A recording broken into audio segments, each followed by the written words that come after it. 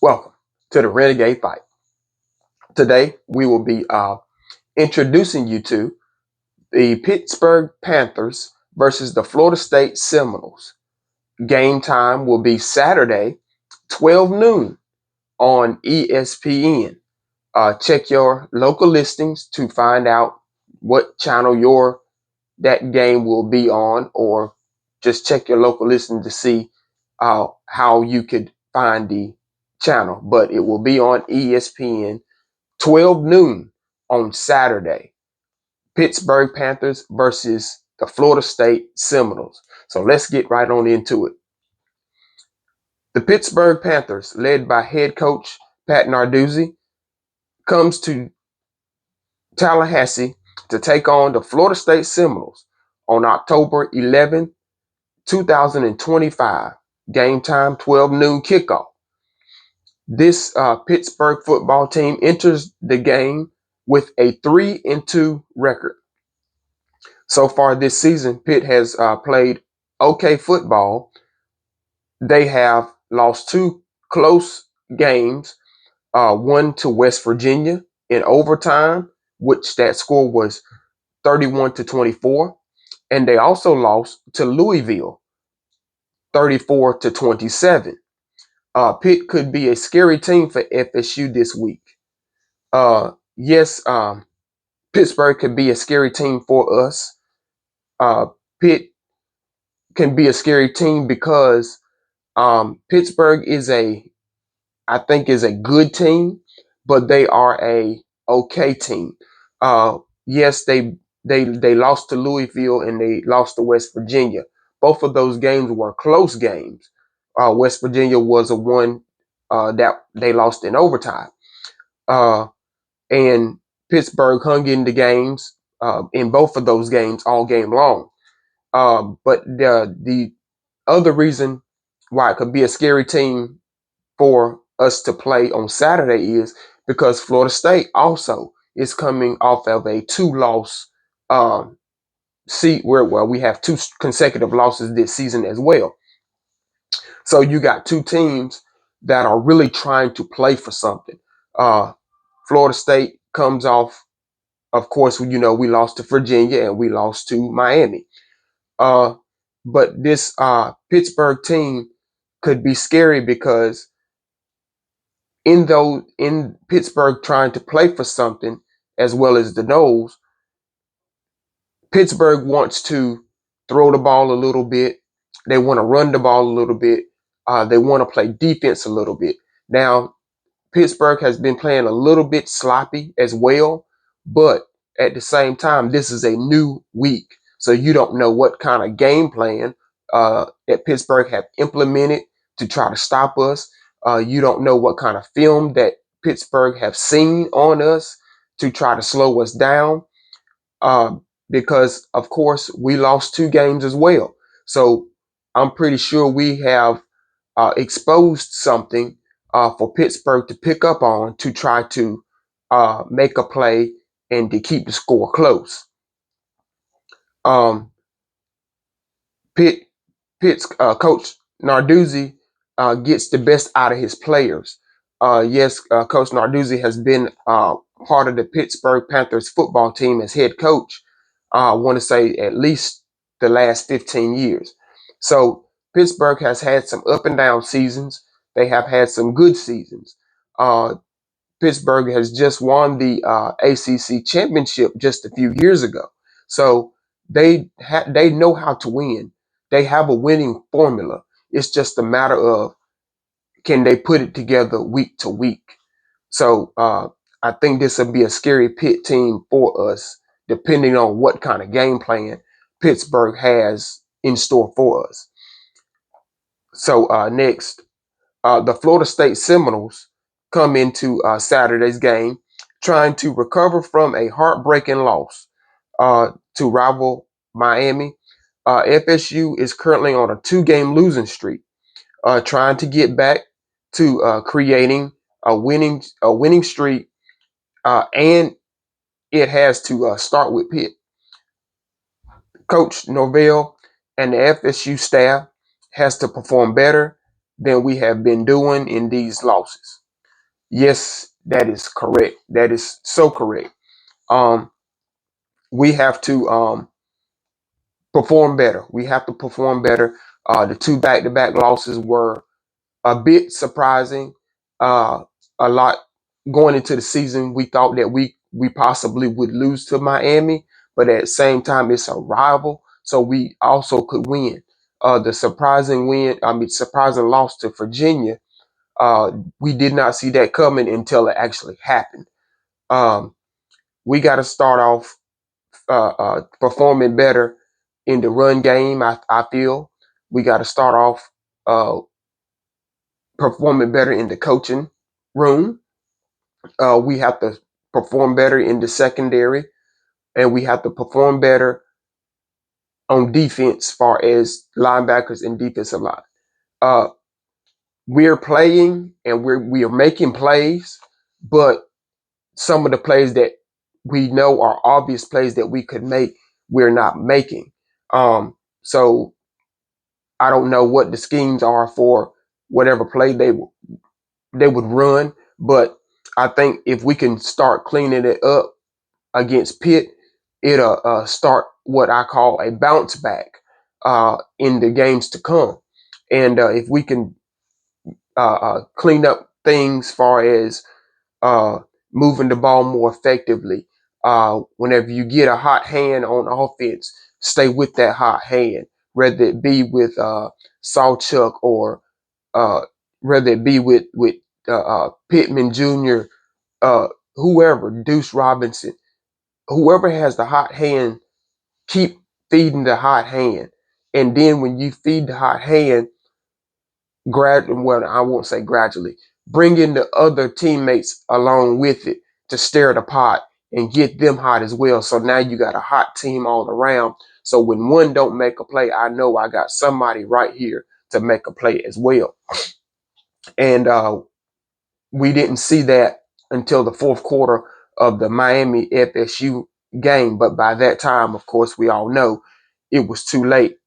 Um, so yes, we got to recover from this 2-game losing streak, and not only do we need to recover from this 2-game losing streak, uh, it does start with Pitt, and in doing that, we have to create plays, moving the chain to create hot hands on this offense, and then the defense as well. I noticed that we were missing tackles. Uh, we were tackling okay at the line of scrimmage, but at the same time, I seen that we were getting beat as well. So we have to come together as a unit, front seven, and the secondary, to try to create, to slow down Pitt, to not be able to make plays. Because if I'm not mistaken, I think Pitt runs the ball. I'm not going to say they run the ball well, but they do run the ball effectively. So we have to start there at the run, slow it down, so that it won't open up anything for Pitt to get a passing game. Um, we also had 6 turnovers. Florida State had 6 turnovers in the 2 losses. And of course, like I was saying, got to get better with the offense. We got to get better with the offense by um, Castellanos. If the play that you really, really want downfield is not open, it's okay to check it down. It's okay to put the ball in the flat with the running back to make a play. It's okay to take a 5-yard hitch pass or 5-yard play pass. You don't have to home run it every time. Uh, you can live with 3 to 4 yard gains if you're throwing it in the flat, because you never know. Pitt might miss a block, and that little 3 or 4 yard gain could turn into a 12 to 15 yard gain. So you could start building confidence that way as well, offensively. So I would like to see that as well. Um, Yes, and not only that, we talked about it just a few seconds ago, uh, but we need to get a game plan together so that the defensive backs don't look lost.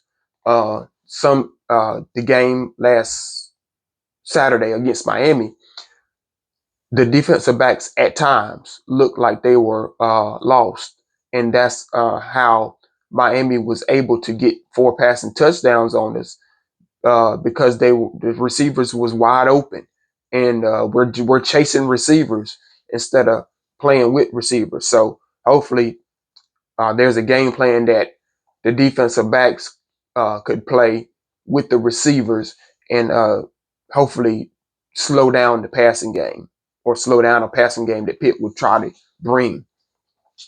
If you need some notes, uh, number one, this is a must win for Florida State. Yes, it is. Absolutely correct. This is a must win. We are ranked number 25. Of course, when the season started, we were not ranked, which was totally fine. We come through and we win in game 1 against Alabama, and we skyrocket through the top 25. At that time, in past episodes, I was saying that that was too high, too early to be ranked. I want to say we were ranked 15 or something like that. Well, we've proved that that ranking was too high, too early. Yes, very excited that we beat Alabama, but I wanted to yes, work our way up the top 25 versus putting us right in the middle. And then we got to keep the momentum because we knew coming down the road, we're going to have a tough road ahead of us. But um, we're ranked 25, and that's fine. We're still in the top 25, and we're still in the mix. We have 2 losses. We're still in the mix. We're not out of this thing yet. Um, Other teams that we thought in the NCAA was going to be a hot team right now also have 2 losses. And if we continue to do what we're supposed to do, as far as winning the game and far as making plays, we can take that rank of 25 and move it up and just hope that somebody in front of us stumbles and we can take that spot as well. So this is a must win. We got to figure out a way to stay in this race.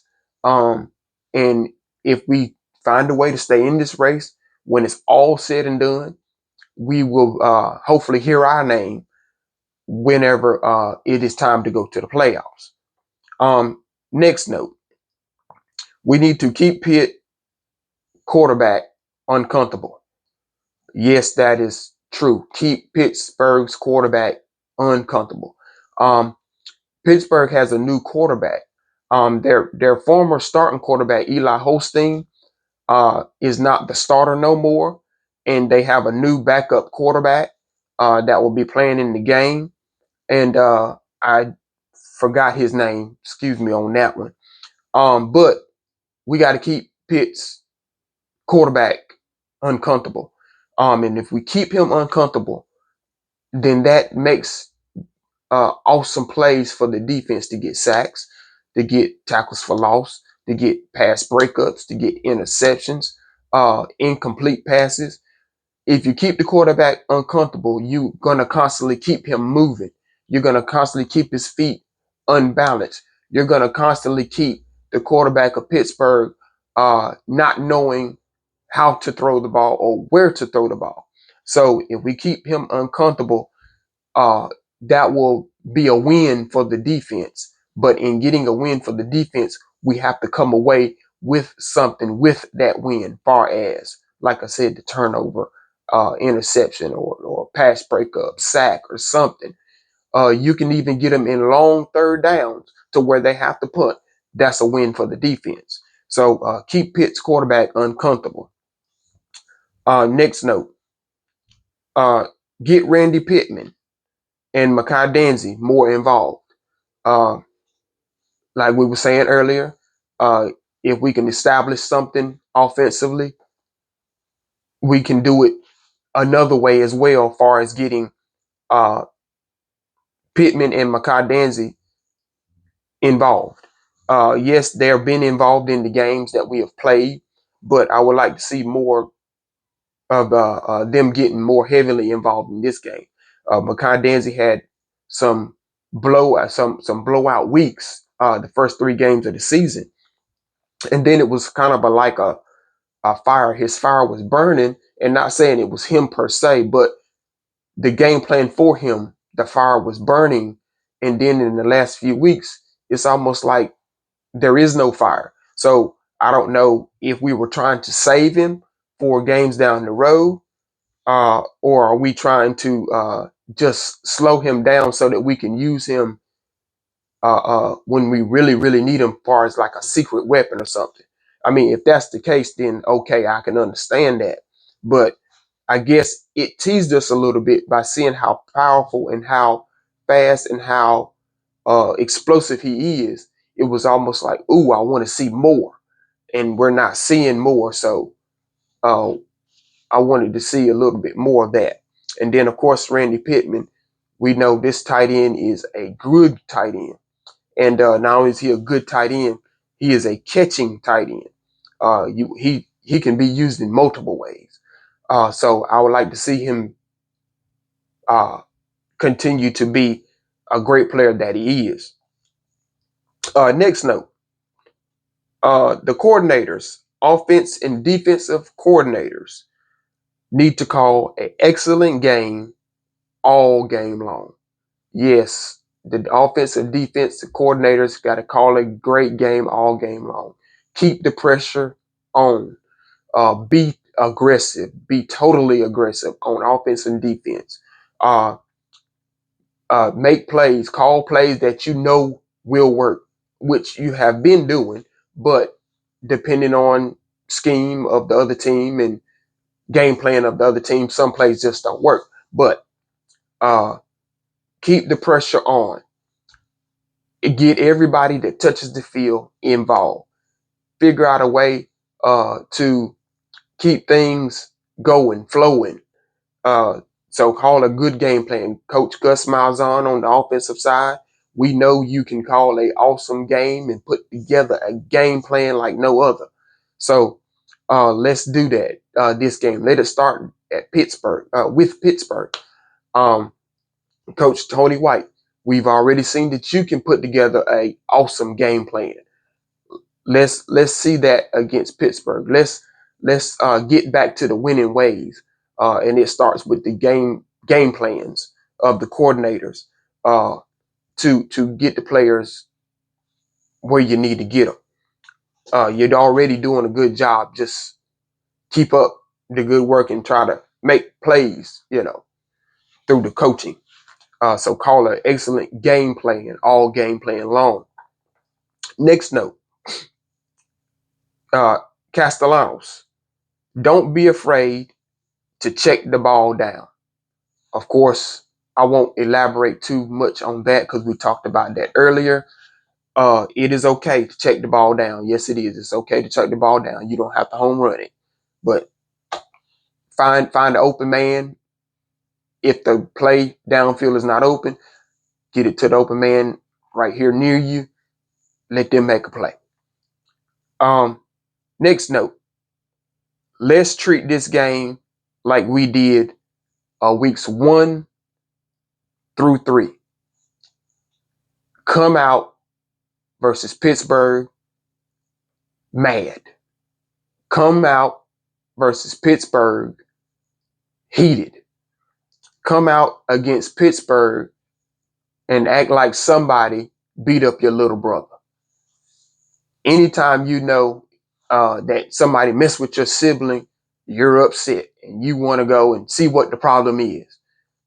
This Florida State team on Saturday needs to come out versus Pitt, and we need to act like somebody's messing with our family. And we need to find out what the problem is. So I think offense and defense players, you touch the field, you play mad all game long. You play like you upset. You play like you got something to handle. You got business to handle. This is going to be a business meeting. This is going to be a business game. We got to come into Doak Campbell Stadium and play like we are on business. And we need to make a statement. And it starts with uh, treating this game like we did weeks 1 through 3. We totally dominated in those first 3 weeks. And this is a game I hope we can come out and do the same here. Dominate once again like we are supposed to and known to be doing. Um, get back to playing Florida State football the way we did. And we were doing that weeks 1 through 3. Let's get back to that. Another next note. We said that at the top of the program. Game to be played 12 noon on ESPN. Okay, so moving on. Players to watch in the Pittsburgh Florida State game. Who will make an impact? Uh, for first, Pittsburgh, Kyle Lewis, linebacker Kyle Lewis, has 17 tackles so far this season. He has 2 sacks, 1 forced fumble, 1 interception. This Kyle Lewis player for Pitt, he is an impactful player. He is one where his numbers don't show that he is a tackling machine or is a sack master or one that is always in the backfield, but he is what I call a troublemaker. His presence on the field can get his other teammates involved, and not only can get his teammates involved, it'll open up gaps for him to make a play as well. Yes, he only has 17 tackles with 2 sacks, 1 forced fumble, and 1 interception. But he is always, from what I've seen film on, he is always at the right place at the right time. Whether he's making the play or is creating a teammate to make the play. He is one of the leaders on this defense. Kyle Lewis is one to watch in this game. Next up for Pitt, receiver Kenny Johnson, 21 receptions, 292 yards, 2 touchdowns. Receiver Kenny Lewis. Yes, the numbers don't show. It's still early in the season. He has 21 receptions, but you can clearly see that Pittsburgh is doing all they can to get him the ball. And whenever he does get the ball, Kenny Johnson is catching the ball pretty well to have 292 yards so far in the season with 2 touchdowns. He is doing all he can to make a play. And when Kenny Johnson makes his catch, he does what he's supposed to do. So Kenny Johnson, one to watch in the Pittsburgh game on Saturday versus FSU. So next up, we have players to watch. Florida State, tight end, Randy Pittman Jr. We've talked about him for the past few weeks. We talked about him today. 11 receptions, 73 yards, 2 touchdowns. Randy Pittman is a versatile tight end. The numbers are not showing that he has the receptions, but we know that he is a good pass catcher. But Randy Pittman, another layer to him that we did not talk about and we haven't been talking about. I chose not to talk about it because I wanted to bring it up now. Randy Pittman Jr. is a good blocking tight end if you've been watching. Yes, we're throwing the ball everywhere, and everyone that's involved in the offense, we get the ball at some point.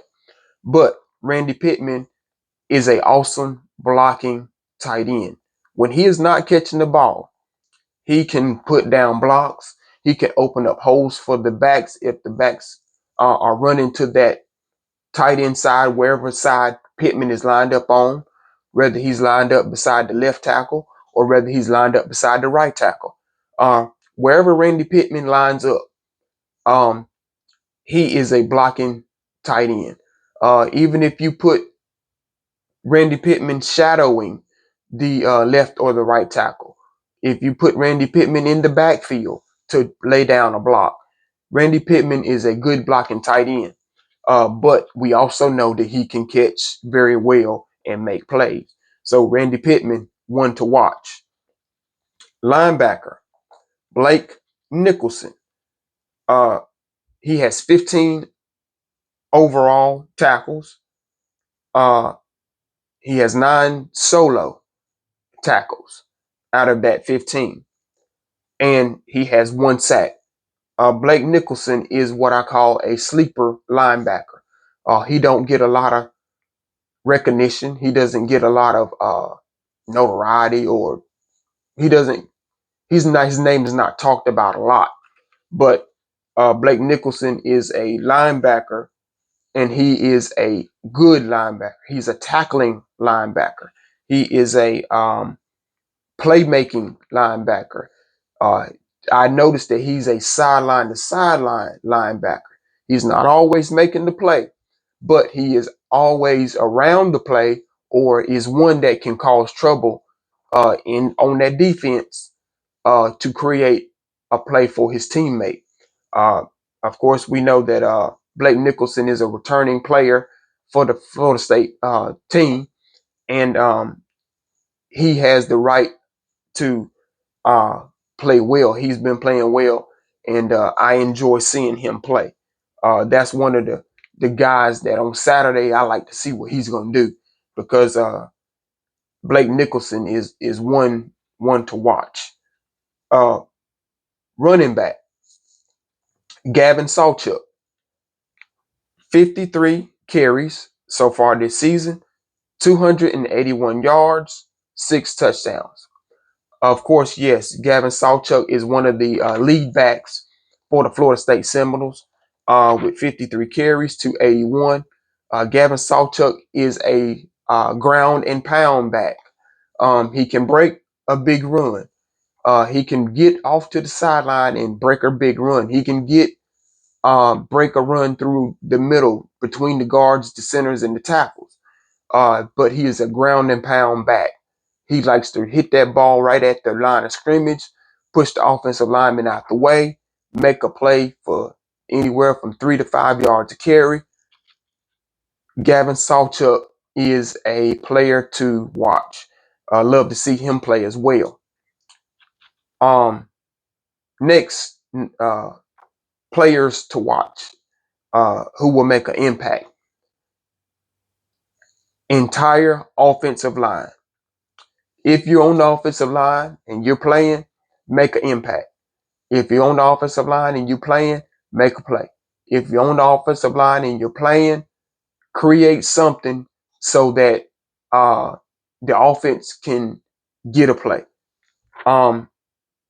This offensive line is led by Luke Pettibon, Micah Pettis, Richie Leonard, Jacob Rizzi, these guys and others that are on the offensive line as well. They play well together. It's just that they little struggle a little bit. But I hope during Pittsburgh game on Saturday they pull it together and they create something to sustain. Create something to keep the offensive line stable and continuing to play as a team. Next, linebacker Stephon Thompson, 5 tackles, 1 sack. Yes, his numbers don't show it either, but he is a troublemaker as well at this linebacker position. He is like Blake Nicholson. His name is not called all the time, but he can make a play, whether his name is called, whether he's seen, whether he's not seen. He's somewhere doing something to create a play to be made for a teammate if he's not making it himself. Stephon Thompson is also a player that I enjoy watching this season. He plays with a chip on his shoulder. He plays like he's going to prove something. Stephon Thompson, he is one to watch in Saturday and of course in the weeks to come.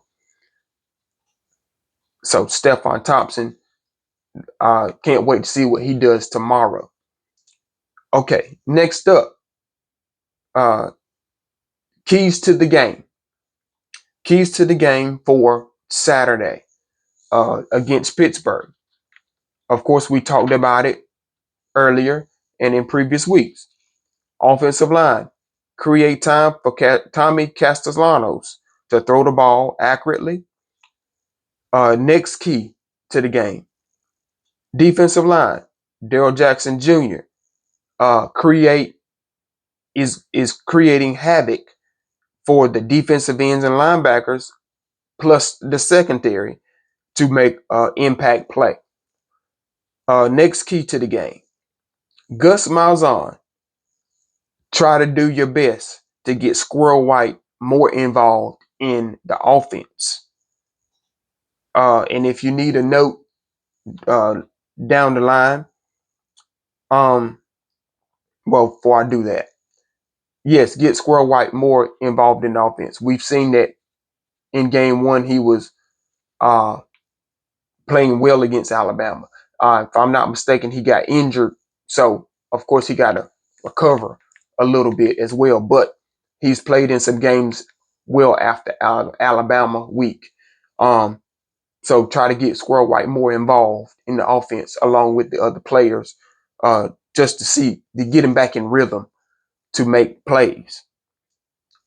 Okay, so now next up, if you need a note, some more notes. Quarterback Quindarius Jones is going to be out for the season with the injury. I don't know the injury to the full extent, but I know he's out for the rest of the season. We won't see him no more in a Florida State uniform for this season, but good. We'll see him on the sidelines cheering on his team, of course. But hopefully, whatever injury he has, hopefully he gets well soon, enough to be able to play again next season with us. Next up, next note, defensive back BJ Gibson is no longer with the team. Uh, he's no longer with the football team. He has asked Coach Norvell if he could dismiss his skill, if so to speak, uh, and turn in his uniform and all of that, or however it goes, to step away from the team. He wanted to step away from the team. He wanted to focus more on baseball. Yes, we know that BJ Gibson was a two-way player before this season even started, but I did not see this coming to where we get right here in the mid-season and all of a sudden you want to step away and focus more on baseball. But at the same time, I guess I'll say it like this. Every person knows what they need to do to be successful. Every person knows what they need to do to have a better life. And I don't know, but maybe football just wasn't it for him. Maybe he just figured or thought that he wanted to focus more on baseball, so he stepped away from the team and he's focusing more on playing baseball. So just wish him good luck during the baseball season. As we know, Florida State always has a awesome football team and an awesome football program. So I hope and think that he will do very, very well on the baseball field as well. So that's it for today's episode. I encourage everyone, like, share, subscribe, tell a friend about us, find us on Instagram, leave a comment. Uh, this is the Renegade Fight. I am your host, RDJ, and go Noles.